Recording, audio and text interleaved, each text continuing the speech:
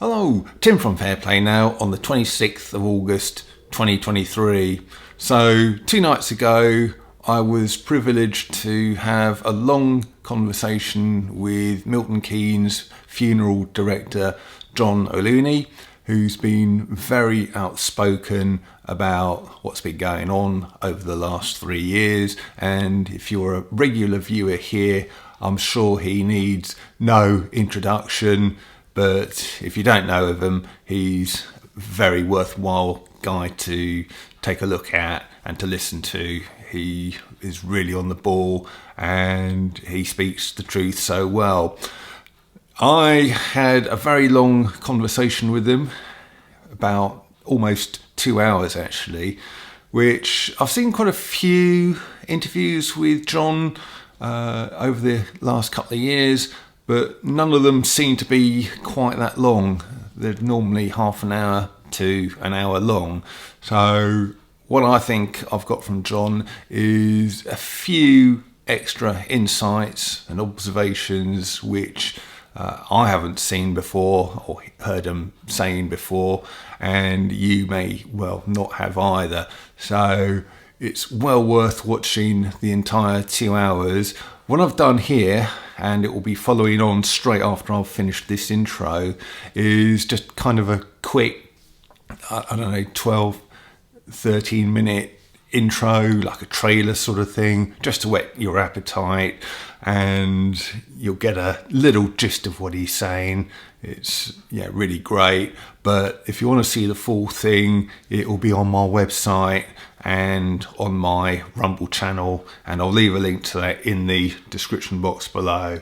So I'd urge you to check out the full interview.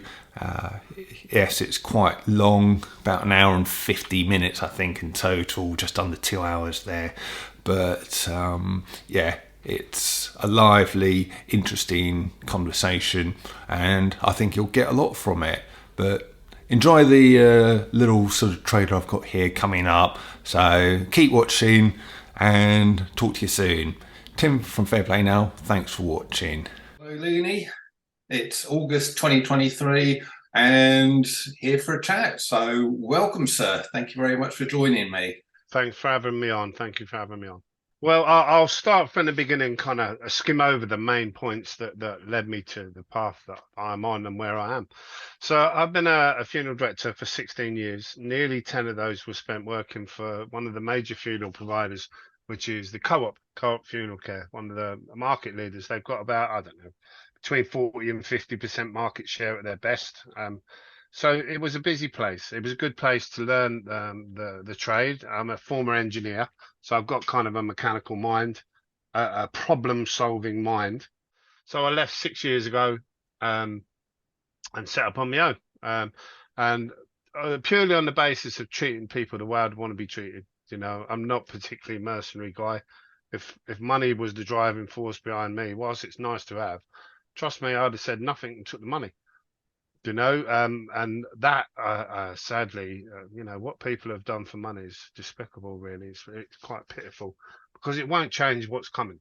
7 of the years I worked for the co-op, I was working for the coroner as well. So I was quite familiar with what the coroners do. I've been in there regularly. I've seen the inside and outside of more people than you can imagine. So, I know my job, I know my field, I know what the death rate should roughly be because I've seen them year after year for 16 years. It's very winter orientated, winter flu, that kind of thing. So generally the death rate is higher in the winter. It pans out towards the spring, and then when the weather's nice, that's when undertakers go on holiday because there's not much to do, and that's certainly an integral part of. So I know who's dying and what ages and when they should, and etc. And I was believed in it. I had a phone call from the BBC. It was a local BBC. I don't know what particular office, but it was a girl and a cameraman turned up.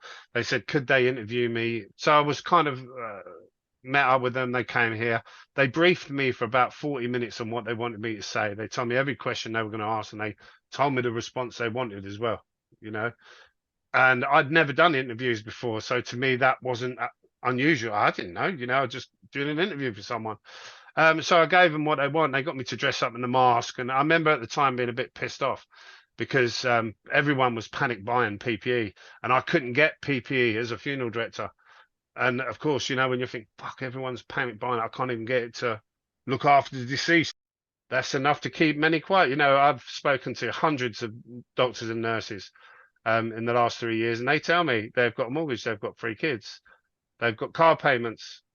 You know, where else are they? And the mistake we've made as a society is allowing these people in general practice to earn vast sums of money, far more than the average Joe Blow. So they've got the lucrative lifestyle, and they've got a 6-bed house and a nice missus and a posh car, you know, probably an Audi Q9 or something.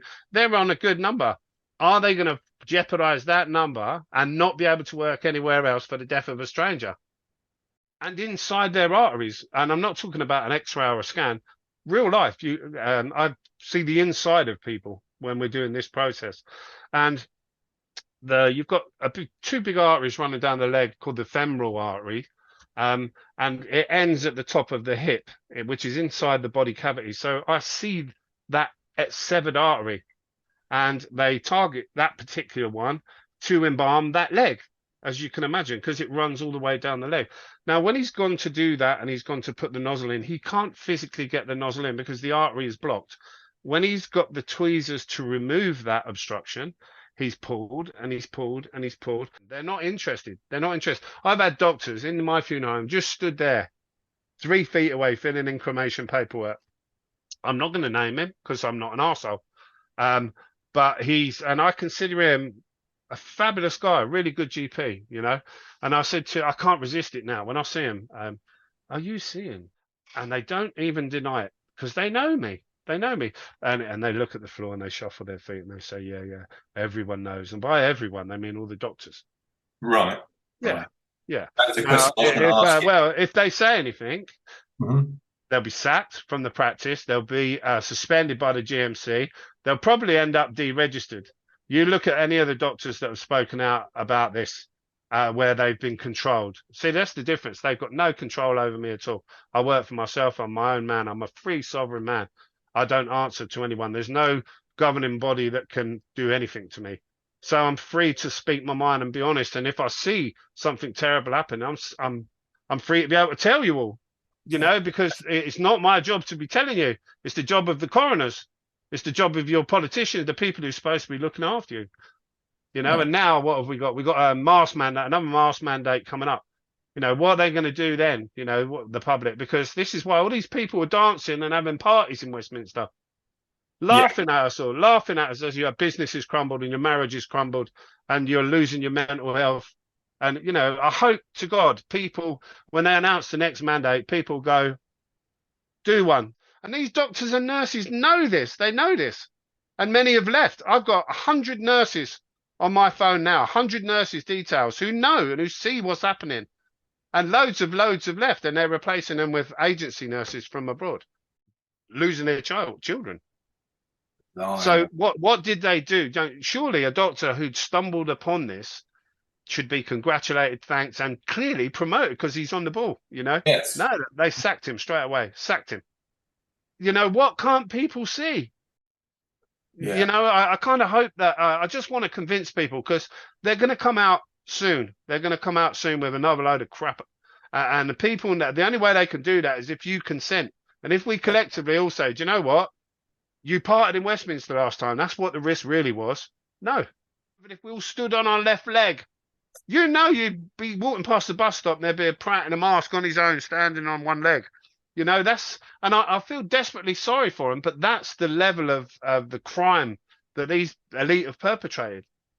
You know, so I just hope that people listen to these points and can validate them and can make a conscious decision to say, do you know what?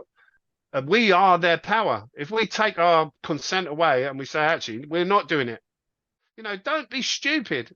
I'm an undertaker. What reason would and I ask you, the last thing I would say, what reason do you think I have to lie? None why would I lie? I've got a successful business. Why would I want to jeopardize that? What is in it for me? Nothing. I've never took a penny off anything, and I've been offered money. I would just say to people, you know, when you hear that Les is coming to your area, you know, don't say, I won't say I told you so, and it was interesting. I spoke to someone, I said, I'm really worried about it there, but it's not here.